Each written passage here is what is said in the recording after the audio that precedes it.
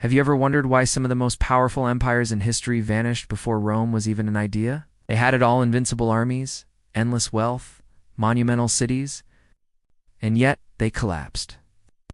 In this video, we'll uncover the real reasons behind the fall of civilizations like the Hittites, the Akkadians, and the Assyrians, and what their ancient failures can teach us about the world we live in today. If you think history is just about the past, get ready to see it differently. Because the mistakes of these empires still echo through the halls of power today, and understanding why they fell might reveal more about our future than you'd expect. Stay with me until the end, because the final civilization on this list will definitely surprise you. Have you ever stood among the ruins of an ancient city or stared at a photo of crumbling pillars lost to time and wondered, how did something so vast, so powerful, simply vanish? Before Rome etched its name into the stones of Europe, before the legions marched and the emperors ruled, the world was already shaped by empires so massive, so complex, that their influence still pulses beneath the soil we walk on. Yet one by one, they crumbled. This video is not just a journey through lost civilizations, it's a forensic dive into the very soul of what makes an empire rise, and what inevitably tears it down. Our story begins far before Julius Caesar, before Augustus, even before the mythical founding of Rome. It begins in Mesopotamia, the cradle of civilization where the world's first empire was forged under a man named Sargon. Sargon of Akkad wasn't just a conqueror, he was a visionary who united Sumerian city-states into a central authority for the first time in recorded history. His empire stretched from the Persian Gulf to the Mediterranean Sea. Roads were built, trade exploded, and for a brief moment, it seemed as if humanity had cracked the code of permanent dominance. But just as swiftly, that code unraveled. The Akkadian Empire collapsed not under foreign swords but under a climate catastrophe. A mega-drought spanning decades crippled agriculture, triggered mass migrations, and fueled internal rebellions. Sargon's great achievement was undone not by war, but by the brutal silence of the skies. No rain, no crops. No crops, no empire. The fall of Akkad taught the first lesson of power. Even the strongest throne can be brought down by forces far beyond its control. From the ashes of Akkad rose new powers, and among the most fearsome were the Hittites. This Indo-European people built an empire in Anatolia and became one of the Bronze Age's most formidable forces.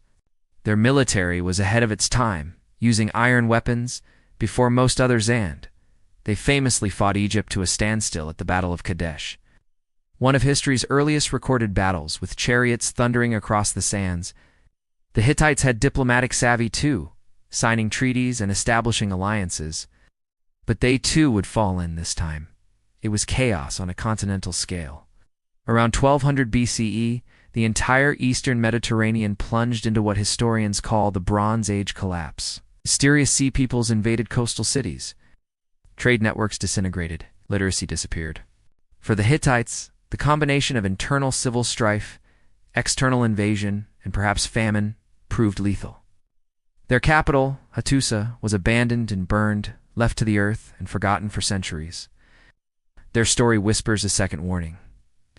Even empires that master war and politics can be undone by a perfect storm of unpredictability.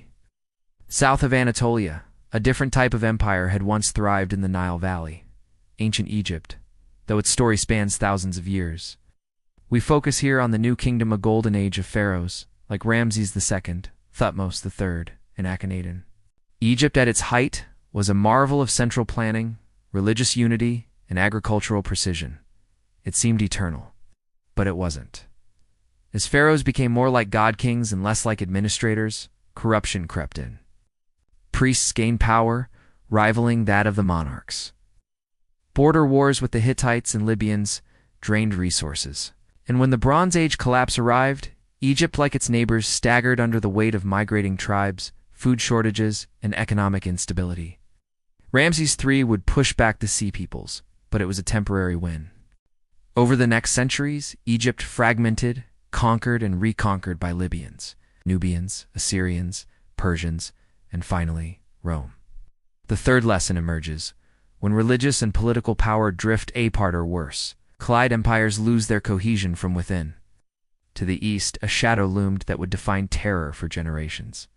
The Assyrian Empire, Known for their brutal military tactics, psychological warfare, and architectural might, the Assyrians built a war machine that seemed unstoppable. Cities like Nineveh and Ashur became hubs of culture, innovation, and horror. Assyrian kings carved their victories into stone, boasting of flaying rebels and deporting entire populations. Their dominance was total, but they sowed the seeds of their own destruction. Their empire stretched too wide, ruled with too much fear and too little diplomacy.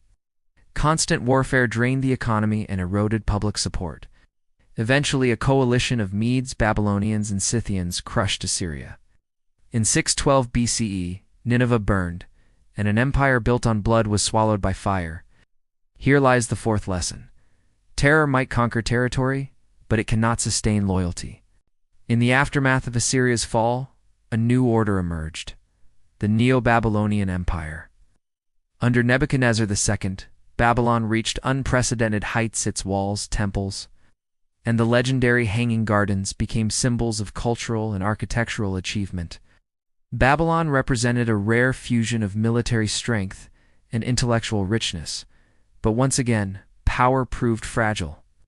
Succession crises, weak leadership after Nebuchadnezzar, and the inability to adapt to changing threats left Babylon vulnerable. In 539 BCE, the Persian king Cyrus the Great marched in without a battle. Babylon's gates opened, not through war, but through disillusionment. A final truth takes shape. An empire that forgets how to inspire its people will eventually fall to one that can. And then came Persia. The Achaemenid Empire, under Cyrus, Darius, and Xerxes, became the largest empire the world had ever seen. Stretching from India to Greece, it was a model of administration, diversity, and tolerance, at least for its time. The Persians invented satraps, regional governors, who ensured local control while maintaining imperial loyalty. They built roads, standardized currency, and respected local customs. For centuries it worked, but cracks formed.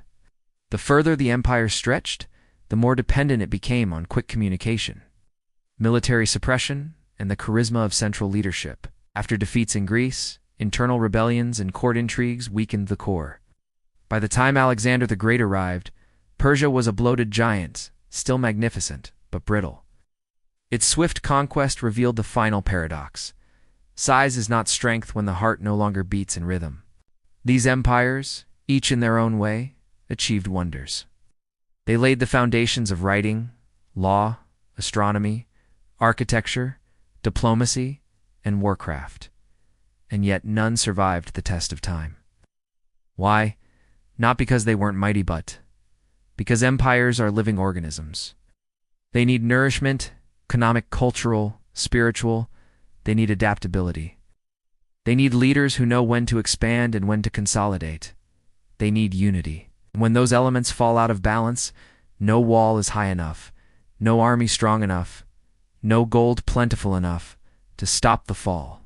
So what does all this mean for us today?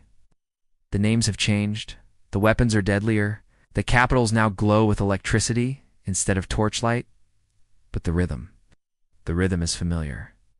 Economic collapse, political corruption, climate pressure, migration, internal division, they're not new threats. They're ancient. We live in the shadow of cycles older than Rome, older than Greece. Understanding why these empires fell isn't just academic, it's a mirror. As you watch this, somewhere a government is overextending itself. Somewhere a city is crumbling under poor infrastructure. Somewhere a people are losing faith in their leaders. Somewhere history is beginning to repeat, just as those empires fell not with a scream but with a slow, cracking silence. We, too, may one day look around and ask, how did something so powerful simply vanish? But knowledge is a weapon, and you, my friend, now hold it. That's why it is so important to stay until the very end of this video, because the final civilization we're about to uncover is one you likely never learned about in school. It didn't just rival Romet, predated and influenced the very systems that would define Europe for centuries. It was one of the most advanced civilizations of its time, and yet it vanished almost overnight, leaving behind ruins so complex that even modern archaeologists are still unraveling their mysteries. We're talking about the Etruscans. Yes, the civilization that once dominated central Italy before Rome even learned to write. The Etruscans mastered metallurgy, constructed vast city-states, had an organized religion, and left behind intricate tombs that whisper of an elite ruling class obsessed with the afterlife. They influenced Roman architecture, religion, alphabet, and even politics. And yet by the time the Roman Republic was flexing its muscles, the Etruscans had been absorbed, erased, and forgotten. How historians believe it was a combination of cultural assimilation, military pressure, and internal stagnation. A society that had once innovated ... stopped evolving.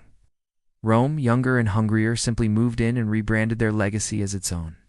The last warning is this: sometimes an empire doesn't fall in fire, it fades in silence. And now we come full circle. From Akkad to Etruria, every empire we've seen followed the same arc.